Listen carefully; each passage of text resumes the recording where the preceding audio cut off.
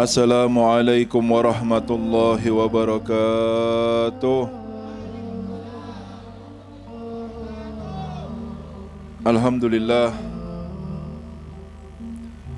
Alhamdulillahilladzi hadana bi'abdihil mukhtari man da'ana ilaihi bilidni wa qad nadana labbaika ya man dallana wa hadana. Allahumma fasalli wa sallim ala sayyidina Muhammad miftahi babi rahmatillah adada ma fi ilmillah salatan wa salaman daimaini bidawami mulkillah wa ala alihi wa sahbihi wa man walah amma ba'd. Hadratul kiram, para habaib, guru-guru kita Sayyid Al-Ustadz Ahmad Ridho, Sayyid Al-Ustadz Muhammad Haikal dan Sayyid Abdullah Abna Sayyidil Walid, Habib Faisal bin Ali bin Abdullah Al-Hamid, dan seluruh jajaran pemerintahan yang hadir, Bapak Camat dan Bapak Kepala Desa Sumber Kencono dan Alas Bulu, dan seluruh asatid, kiai, masyayikh, tokoh masyarakat semua yang hadir tanpa kecuali, panitia semuanya, hadirin hadirat para pecinta Rasul sallallahu alaihi wasallam yang semoga selalu dirahmati oleh Allah Subhanahu wa taala. Amin Allahumma. Kita sebagai orang Islam dimuliakan oleh Allah Subhanahu wa taala dengan diutusnya seorang manusia yang paling mulia untuk kita jadikan suri toladan di dalam kehidupan kita. Ketika ada seorang bertanya, siapa yang paling mulia di antara kita? Maka jawabannya adalah orang yang paling mirip, baik itu ibadahnya, akhlaknya, dan keseluruhannya kepada manusia yang paling mulia ini, yaitu Nabi Muhammad sallallahu alaihi. Semakin akhlaknya bagus seperti Nabi, maka dia semakin mulia di sisi Allah Subhanahu wa taala. Ibadahnya bagus dan kesemuanya semakin kuat dia pengikutannya kepada Nabi Muhammad, maka semakin tinggi derajatnya di hadapan Allah Subhanahu. Karena itu Nabi Muhammad SAW dijadikan poros di dalam kemuliaan orang-orang yang ingin mencari kemuliaan yang hakiki di sisi Allah Subhanahu wa ta'ala. Oleh karena itu Allah Subhanahu wa ta'ala berfirman di dalam Al-Quran, laqad kana lakum fi rasulillahi uswatun, benar-benar ada dalam diri Kanjeng Nabi Muhammad SAW itu adalah suri tauladan terbaik. Bagi siapa? Liman kana yarjullah, orang yang mengharap ridhonya Allah. Tidak bisa kalau tidak mengikuti Nabi Muhammad SAW. Bilang saya kepingin dekat sama Allah, siapa yang ditiru? Jangan niru siapa-siapa, niru Nabi Muhammad SAW. Wal yaumal akhir, kepingin mulia di hari akhir nanti, tidak bisa. Ini sudah dikatakan, dikabarkan oleh Allah. Suri toladannya bagi orang-orang yang ingin mendapatkan kemuliaan nanti di hari akhir adalah Nabi Muhammad. Wa dzakarallaha katsira, dan orang-orang yang banyak mengingat Allah.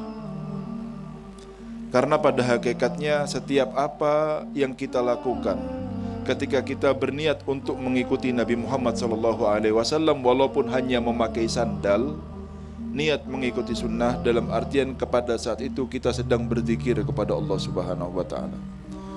Walaupun hanya minum lalu membaca doa alhamdulillahilladzi ja'alahu adban furatan birahmatihi walam yaj'alhu milhan ujajan bidunubina, doa ketika membaca minum air, maka kita sedang berzikir kepada Allah Subhanahu wa ta'ala. Dan segala sesuatu ketika kita mengikuti Nabi Muhammad SAW, maka kita adalah akan masuk kepada golongan ulil albab alladzina yadhkurunallaha qiyaman wa qu'udan wa ala junubihim. Berdiri, duduk, tidur selalu ingat sama Allah ketika setiap gerakan kita mengikuti orang yang paling mulia ini, yaitu Nabi Muhammad SAW.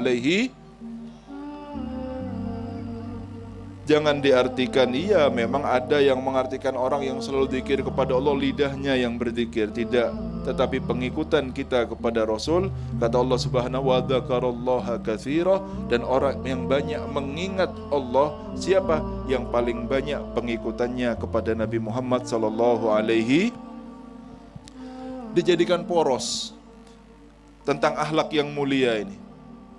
Sumber pusatnya, maksudnya pusat apa Habib? Maksudnya adalah setiap segala sesuatu yang dilakukan oleh Nabi dan diajarkan oleh Nabi itu baik, walaupun di mata manusia mungkin ada yang memandang kurang baik. Contoh, cara duduk kita ketika makan. Rasul mengajarkan cara duduk yang seperti kita tahu semuanya, duduk ya, dengan kaki kiri kita, dengan kaki kanan yang kita sandarkan kepada perut kita dan lain sebagainya. Cara makan seperti sunnah. Mungkin ada yang berlihat kayak kurang sopan di depan orang tua. Ini omongan tidak dijadikan hitungan, karena hitungan baik atau buruk adalah Nabi Muhammad SAW. Ketika diajarkan sama Nabi, baik walaupun tidak cocok dengan pandangan manusia. Ketika tidak sesuai dengan ajaran Nabi, itu buruk walaupun dilihat baik oleh manusia. Sekali lagi, yang diajarkan Nabi itu baik walaupun tidak cocok dengan pandangan beberapa manusia, dan yang dilarang oleh Nabi itu buruk walaupun beberapa manusia melihatnya baik. Karena poros kebaikan itu adalah Nabi Muhammad SAW. Jangan salah, jangan bagus itu dipikir-pikir sendiri. Bagus itu porosnya Nabi Muhammad SAW. Faham ya? Oleh karena itu Allah Subhanahu wa taala memuji Nabi kita Muhammad SAW, ya seperti yang kita tahu semua, wa innaka la'ala khuluqin azim. Azim ini agung, tetapi tidak dikatakan agung, tapi ala khuluqil azim, lebih tinggi daripada akhlak yang agung. Kalau cuma sekedar agung tidak cukup untuk menggambarkan akhlaknya Nabi Muhammad SAW. Makanya dikatakan ala, lebih tinggi daripada akhlak yang agung. Ketika kalimat yang paling besar dalam bahasa Arab itu dikatakan azim, ini lebih tinggi daripada azim. Supaya tahu bahwa tidak berakhlak dengan akhlaknya Nabi ini kecuali orang-orang yang agung di mata Allah Subhanahu wa taala. Semakin jauh dari akhlaknya Nabi, maka dia semakin tidak mempunyai nilai apa-apa di sisi Allah Subhanahu. I'rif nabiyakum, kenali nabi kalian. Karena hanya dengan kita mengenal Nabi kita Muhammad SAW, kita bisa mengikutinya. Ya, beli kitab yang berbahasa Indonesia tentang Sama'il dan sifat-sifatnya Nabi Muhammad SAW. Ikuti satu demi satu dengan harapan kita ini layak untuk menjadi pendamping Nabi Muhammad SAW. Ya, oleh karena itu sa'ala rajulun Rasulullah SAW an husnil khuluq. Seorang laki-laki bertanya kepada Rasul SAW tentang akhlak yang mulia. Lalu Rasul SAW membaca ayat Al-Quran yang berbunyi khudil afwa wa'mur bil urfi wa'arid anil jahilin. Khudil afwa, maafkan. Jangan jadi orang itu bahasa modernnya berak-dera, susah memaafkan. Kalau sudah salah diingat sampai mati terus. Pokoknya kalau sudah musuhan, dunia akhirat musuh pokoknya sudah. La ilaha illallah Muhammadur Rasulullah. Diingat ya, pesan ini ya, kama tadinu tudan. Seperti kalian memperlakukan manusia, begitu kalian akan diperlakukan oleh Allah Subhanahu wa taala. Maksudnya Habib, kalau kalian jadi manusia yang mudah memaafkan, lihat bagaimana nanti Allah akan mudah memaafkan dengan semua maksiat yang kita lakukan. Namun apabila kita menjadi manusia yang sulit untuk memaafkan orang lain, lihat bagaimana Allah akan sulit untuk memaafkan semua maksiat-maksiat yang kita lakukan. Ingat, kaidahnya adalah kama tadinu tudan. Seperti kalian memperlakukan manusia, begitulah kalian akan diperlakukan oleh Allah Subhanahu wa ta'ala. Oleh karena itu, khudil afwa, mudahlah, ambillah, maafkan sudah, maafkan. Yang namanya maafkan itu berarti kita yang disalahi. Lalu wa'mur bil urfi, perintahkan kepada kebaikan. Jangan sampai menjadi kita ini sebab diantara pecahnya dua teman, dua pasangan, dua kelompok, dua golongan dan lain sebagainya. Tapi perintahkan kepada kebaikan. Ya, perintahkan kepada baik itu apabila bisa membawa teman kita dari yang salah menjadi benar, dari yang lalai menjadi ingat, ya, dari yang tidak beribadah menjadi orang-orang yang beribadah. Perintahkan kebaikan. Jangan capek ya ngajak orang ya. Jangan capek mengajak. Ingat, apabila sampai ada satu orang yang gara-gara nasihat kita, lalu dia menjadi sebab berubahnya atau mendapat hidayahnya, ketahuilah bahwa pada saat itu Rasulullah sedang tersenyum kepada kita. Kalau sampai ada satu orang ya berubah gara-gara ajakan kita, walaupun bukan kita yang menasehati, tapi kita yang menggandeng mereka untuk bisa hadir di majelis, mendengarkan pengajian, lalu terbuka hatinya, berubah kehidupannya, bagus ibadahnya, maka ketahuilah pada saat itu Rasulullah sedang tersenyum kepada kita. Ya. Oleh karena itu, wa'mur bil urfi wa'arid anil jahilin. Berpalinglah dari orang-orang bodoh. Orang bodoh yang membicarakan jelek tentang kita, yang senang ngerasani kita, yang senang memfitnah kita. Jangan didengarkan omongannya, jangan diambil hati omongannya. Ingat, ya, guru kita ini selalu berkata, nahnu la nu'amilul basar, nahnu nu'amilullah. Kita ini tidak bermuamalah dengan manusia, tapi kita ini sedang bermuamalah dengan Allah. Yang cari ridhonya Allah, dia akan mudah memaafkan. Yang cari ridhonya hawa nafsu, dia tidak akan bisa memaafkan orang yang menyalainya. Supaya nafsunya itu puas katanya. Kita tidak bermuamalah dengan hawa nafsu kita, kita bermuamalah dengan Allah Subhanahu wa ta'ala. Oleh karena itu derajat akhlak itu dibagi menjadi dua. Orang dikatakan akhlaknya bagus ini derajat start pertamanya itu adalah kaful adha. Apa namanya bahasa Arabnya? Kaful adha, menjaga lidah, tangan, ya, hati dari menyakiti saudaranya. Oleh karena itu manhajnya ahli sunnah wal jamaah yang betul-betul kuat di dalam pengikutannya kepada Nabi Muhammad SAW adalah kaful lisan anidzam, wa kaful yad aniddam, wa kaful qalb anil atham. Apa? Menjaga lidah ya dari menyakiti orang lain, menjelekkan orang lain. Menjaga tangan untuk tidak sampai menumpahkan darah saudaranya. Menjaga hati dari semua sifat-sifat yang tercela. Ini adalah akhlak pertama ini. Maksudnya derajat kapan orang bisa dikatakan akhlaknya bagus. Lidahnya tidak menyakiti, tangannya tidak menyakiti, hatinya tidak berprasangka buruk sama orang-orang. Itu langkah pertama. Maksudnya bisa dikatakan yang paling baik daripada akhlak yang mulia itu bukan kaful adha, bukan menjaga diri untuk tidak mengganggu orang. Tidak, itu derajat pertama tadi. Derajat yang paling tinggi daripada akhlak yang mulia itu adalah ihtimalul adha, nahan diri dari gangguan orang. Kapan kita ini diganggu, baik dengan lidah saudara kita, teman kita, musuh kita, baik dengan tangannya kita yang diganggu, kita berusaha untuk bersabar dan memaafkan mereka. Itu adalah puncak daripada akhlak yang mulia. Allahumma shalli ala Muhammad. Akhlak yang bagus pertama menjaga diri untuk tidak menyakiti orang. Akhlak yang paling tinggi adalah sabar dengan gangguannya orang, baik yang terang-terangan ataupun yang sembunyi-sembunyi. Paham maksudnya sembunyi-sembunyi ya? Ada musuh terang-terangan kelihatan enak, yang sembunyi-sembunyi main belakang ini yang lebih bahaya. Paham ya? Jadi itu namanya akhlak, ya. Oleh karena itu wa'arid anil jahilin, berpalinglah dari orang-orang bodoh, jangan didengarkan omongan mereka. Karena yang mau bisa berbicara dengan orang bodoh itu hanya orang bodoh saja.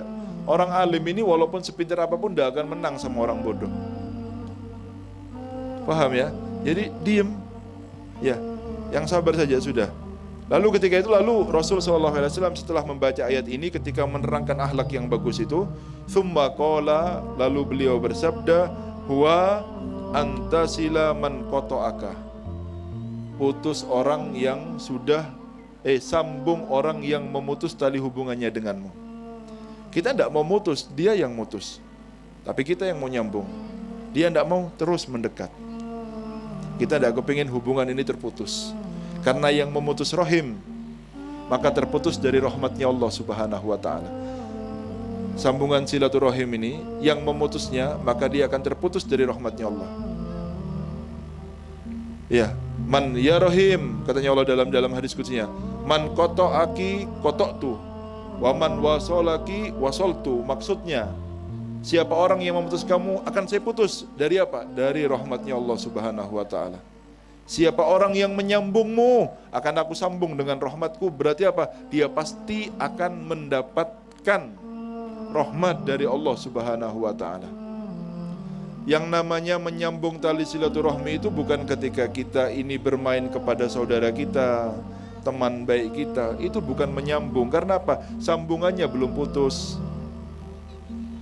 Yang namanya nyambung itu setelah hubungan putus, itu disambung.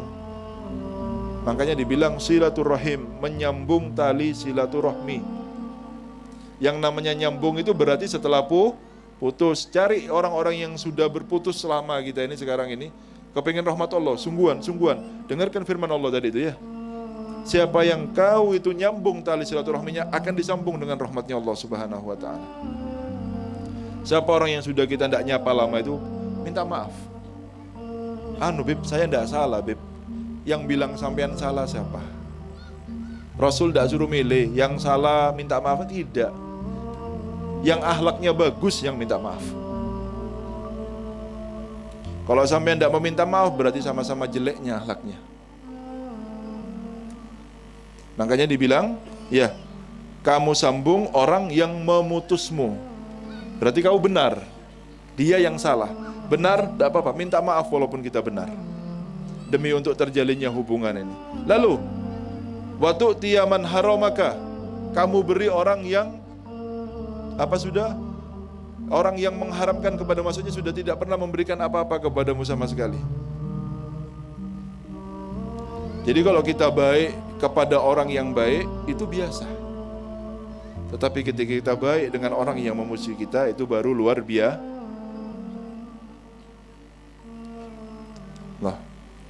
Baik kepada orang yang mengganggu kita dan lain sebagainya, itu baru luar biasa. Ya. La ilaha illallah Muhammadur Rasulullah, ya. Akhlaknya Nabi Muhammad SAW yang terus menular kepada para pewarisnya sampai di akhir zaman. Tidak mungkin mereka itu menjadi pewaris sempurna kecuali mereka telah berakhlak dengan akhlak Nabi secara sempurna. Ya. Dahulu Al-Habib Muhammad bin Abdullah Al-Haddar dibilang Al-Fata. Fata itu pemuda. Pemuda ini dalam arti Islam yang sebenarnya. Dibilang fityan itu apabila dia itu mengumpulkan di antara ilmu dan akhlak. Dibilang Fata Ali katanya.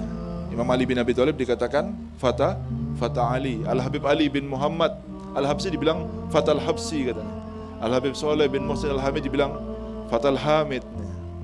Pemuda yang berasal dari ini. Itu Fata itu orang yang mengumpulkan di antara Al-Fityan itu mengumpulkan di antara ilmu, lautan ilmu dan lautan akhlak. Dibilang ya Al-Habib Muhammad bin Abdullah Al-Haddar ini, ya beliau sampai pernah nangis dan bersumpah, demi Allah, kemarin saya disakiti sama orang. Ya.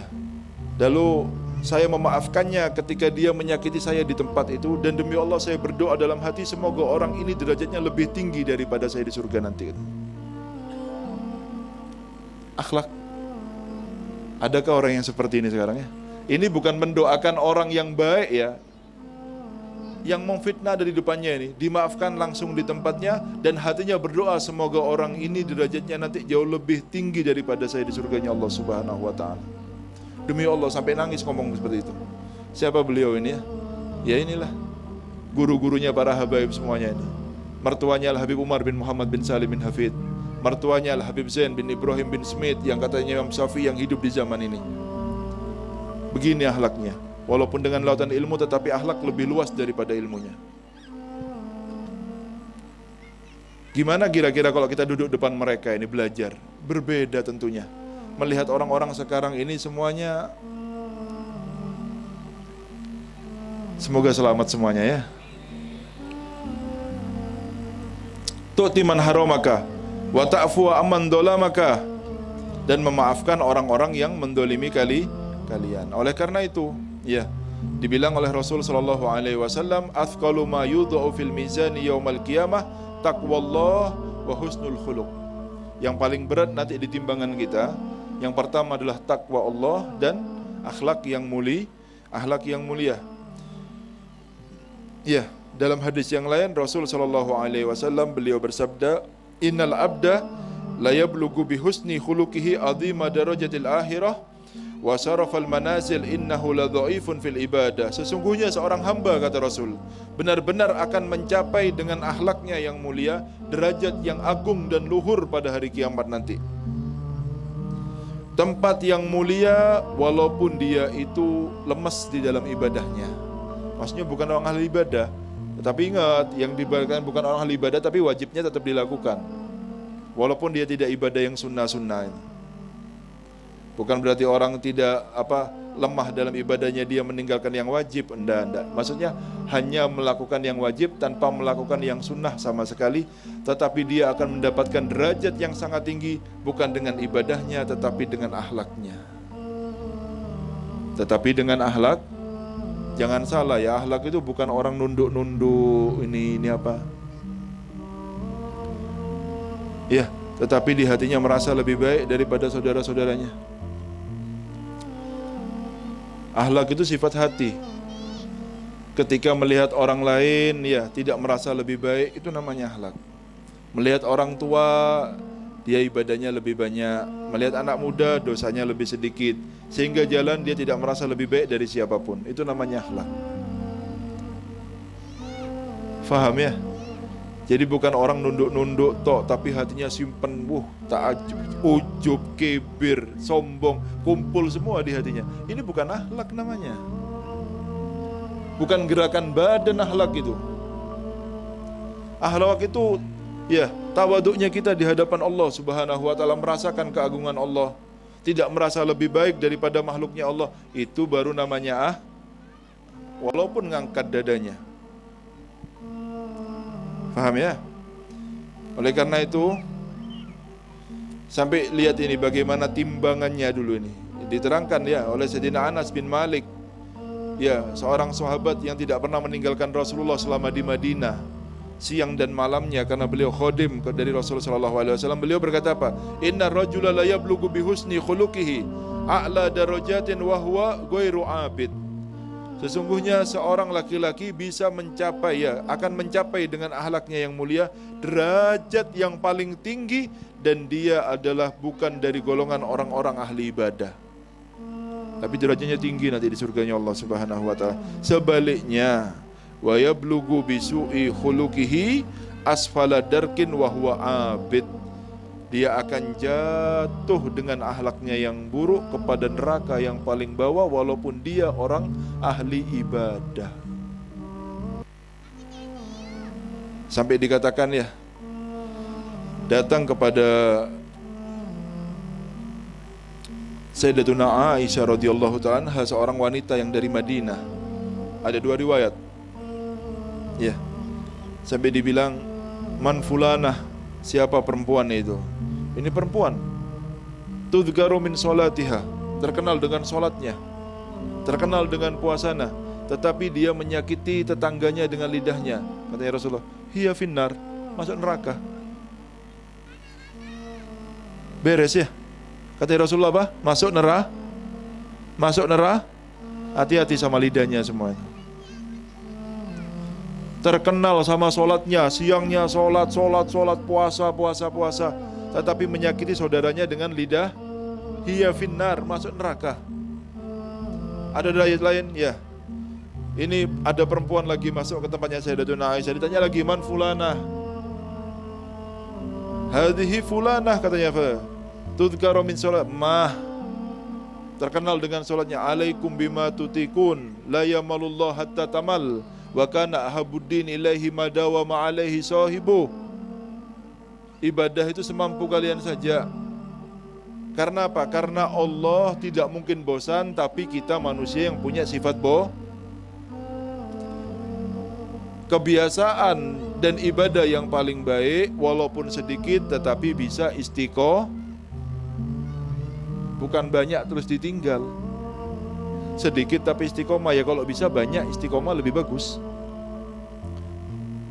Kalau bisa banyak tapi istiqomah, tapi bukan seperti itu kata Rasulullah, bukan seperti itu ibadah. Makanya kan ketika ada perintah takwa itu ada dua. Yang pertama, wattaqullaha mastata'tum fil awamir, di dalam apa yang diperintahkan oleh Allah Subhanahu wa taala. Sebisa kalian saja kalau ibadah itu. Jangan terlalu maksa, tetapi ya ayyuhalladzina amanu taqullaha haqqa tuqatih fin nawahi. Takwa dengan sebenar-benar takwa, jangan sebisa kalian, harus bisa. Apa itu? Di dalam menjauhi hal-hal yang dilarang oleh Allah Subhanahu wa taala. Kalau dilarang jangan ditawar, kalau perintah semampu kalian, itulah perintah dari Allah Subhanahu wa taala. Karena orang ini ada kesungguhan ketika menjauhi larangan, bukan ketika semangat dalam ibadah tetapi larangan diterjang juga, salah. Tahan badannya dari apa yang dilarang sama Allah Subhanahu wa taala. Itu tuh menunjukkan kesungguhan iman yang ada dalam hatinya. Jadi mari ya Allah, berlalu manusia-manusia, cita-cita mereka sangat mulia ketika hidup di dunia ini, sehingga ketika meninggal dunia mendapatkan apa yang didapatkan oleh apa yang dihayalkan oleh orang-orang yang mulia.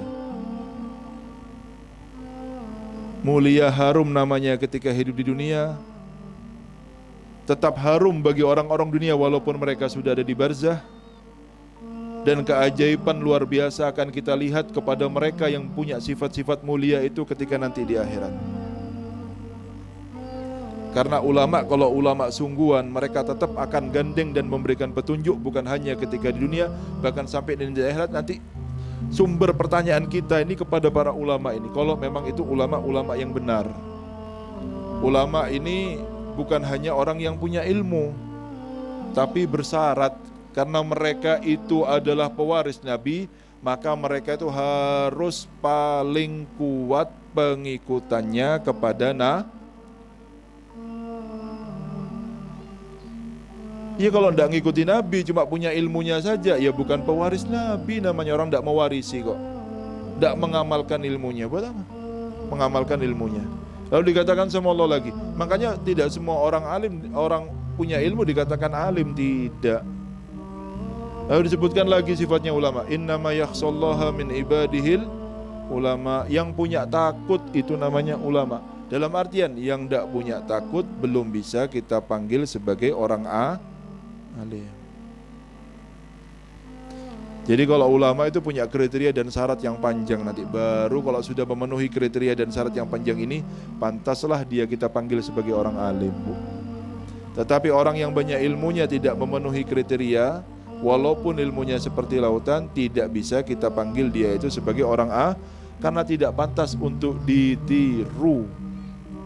Makanya kata Nabi Muhammad SAW tentang ulama-ulama yang model seperti ini nih, ya, ketika setelah Rasulullah SAW mengajarkan, memberitahuan kabar tentang Dajjal, ya, dan lain sebagainya, fitnah Dajjal dan lain sebagainya, ya, sinfani minan nasi akhwafu alaikum, ya, minad Dajjal. Ada dua golongan manusia yang lebih aku takuti ada bersama kalian lebih daripada takutnya saya kepada Dajjal.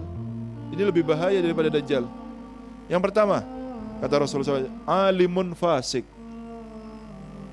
Orang alim yang fasik, maksiat terjang terus pokoknya. Tidak apa-apa kan sedikit ya. Itu kalau dikatakan orang awam lumayan, tapi kalau dikatakan orang alim tidak pantas. Orang dikatakan guru, bahasa guru dari Indonesia diambil dari bahasa Jawa. Guru ini diambil dari bahasa Jawa. Apa artinya? Dikuku lan ditiru. Jadi kalau perbuatannya tidak bisa ditiru, tidak bisa dipanggil sebagai seorang guru. Kalau orang ulamanya sudah maksiat dengan banyak ilmunya, terus gimana muridnya? Makanya peribahasa bahasa Indonesia itu kalau guru kencing berdiri, murid kencing berlas. Seperti itu sudah modelnya. Jadi dilihat kualitas gurunya, ya begitulah kualitas muridnya nanti. Kalau mau tahu suksesnya seorang guru, dilihat kualitas murid. Kalau mau tahu suksesnya seorang orang tua, dilihat kualitas anak. Bagaimana didikannya? Ya anaknya itu didikannya sudah. Kalau dia berhasil membuat anaknya menjadi orang besar, berarti dia adalah orang tua yang sukses. Begitupun seorang guru, kalau berhasil mendidik murid menjadi orang yang sukses, orang besar, berarti dia pantas dikatakan sebagai seorang guru. Pertama, alimun fasik. Karena apa? Fulan ajak melakukan, kok apalagi kita orang awam. Akhirnya orang berpendapat seperti itu nanti. Ini ajak melakukan sebagai orang alim, guru kita ajak melakukan, lagi mana kita? Akhirnya dijadikan tolak ukur semua orang-orang sekitarnya. Rusak orang-orang gara-gara tolak ukurnya adalah orang yang salah. Makanya lebih bahaya daripada Dajjal, kata Rasulullah SAW. Nomor 2 yang bahaya lagi adalah jahil mutahattik. Orang bodoh tapi ahli ibadah, tidak punya ilmu. Orang-orang lihatnya, orang alim. Bahasa orang-orang awam kan gitu, alim orang ini, Masya Allah 5 waktu di masjid ini apa. Tidak punya ilmu. Sampai sama orang dipanggil ustadz. Orang sekarang kan semua saat dunia dipanggil ustadz. Sekarang orang tidak punya pondok dipanggil kiai. Takmir masjid kiai, sekarang tidak punya pondok. Allahu Akbar. Kok murah sekali ya kiai sekarang ini ya. Kita semua sekarang bisa jadi kiai. Kalau dulu tuh orang yang sudah sepuh, mengamalkan ilmunya banyak, jadi patokannya orang-orang baru dipanggil kiai. Yang muda saja tidak dipanggil kiai, masih dipanggil Gus, Lora dan lain sebagainya. Kiai ini mahal. Kiai ini mahal. Sekarang enggak, saat dunia dipanggil kiai semuanya. Ya, jahil mutahattik. Sehingga apa? Nanti akhirnya dipanggil ustadz, dikira orang mengerti agama. Akhirnya warga sekitar menjadikan dia sebagai rujukan agamanya. Itu loh orang, Masya Allah itu ibadahnya luar biasa. Akhirnya apa? Dikira ustadz. Tanya ilmu agama sama orang yang tidak punya fa'aftau bi ghairi ilmin. Lalu kalau orang ini ditanya, ya akhirnya dia menjawab tanpa menggunakan ilmu, kata Rasulullah SAW, fadallu wa adallu, dia sesat dan menyesatkan, kata Rasulullah SAW. Apa? Dia sesat dan menyesat. Alim fasik, jahil mutahattik, kata Rasulullah SAW. Hati-hati sama dua orang ini. Hati-hati dengan dua orang ini. Bagaimanapun kita ini harus duduk belajar ilmu itu. Minimal itu apa yang kita lakukan setiap hari seperti sholat, wudhu, puasa, harus tahu ilmunya. Karena itu ilmu yang kita tidak bisa lari. Semoga jadi ilmu yang bermanfaat ya. Yang semangat majelis ya, karena disinilah kita ini akan mendapat penyegaran untuk ibadah kita, untuk akhlak kita. Ya, jauh-jauh dipaksa sedikit. Ya, karena kita kalau tidak hadir majelis ini, kering kita ini. Kering, perlu pembahasan sedikit ya. Semoga jadi ilmu yang bermanfaat ya. Kurang lebihnya saya mohon maaf. Billahi taufiq wal hidayah. Assalamualaikum warahmatullahi wabarakatuh.